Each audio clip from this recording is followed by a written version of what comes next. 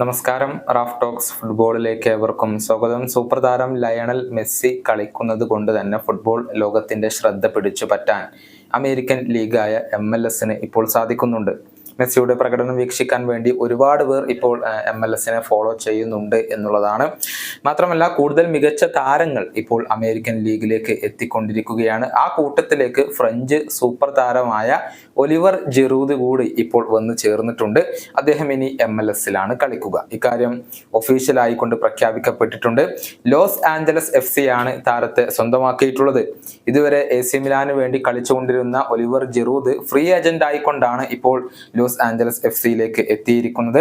2025 December വരെയുള്ള ഒരു കോൺട്രാക്റ്റിലാണ് അദ്ദേഹം ഇപ്പോൾ ഒപ്പുവെച്ചിരിക്കുന്നത്. LAFC സൂപ്പർ താരമായ കാർലോസ് വേല ക്ലബിനോട് വിട പറഞ്ഞിരുന്നു.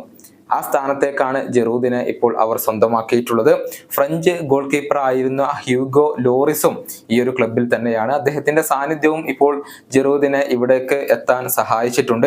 ജിറൂദ് കൂടി എത്തിയതോടുകൂടി അമേരിക്കൻ ലീഗിന്റെ ഗ്ലാമർ ഇപ്പോൾ ഒന്നുകൂടി വർദ്ധിച്ചു എന്ന് പറയാം. 37-കാരനായ താരം AC മിലാന് വേണ്ടി ആകെ 48 ഗോളുകളും 20 അസിസ്റ്റുകളും സ്വന്തമാക്കിയിട്ടുണ്ട്. ഒരു ഇറ്റാലിയൻ ലീഗ് കിരീടവും അദ്ദേഹം കരസ്ഥമാക്കിയിട്ടുണ്ട്. മാത്രമല്ല ഫ്രഞ്ച് ദേശീയ ടീമിനോടൊപ്പം വേൾഡ് കപ്പ് കിരീടവും ചെൽസിക്കൊപ്പം യുവേഫ ചാമ്പ്യൻസ് ലീഗ് കിരീടവും സ്വന്തമാക്കിയിട്ടുള്ള താരം കൂടിയാണ് ജിറൂദ്.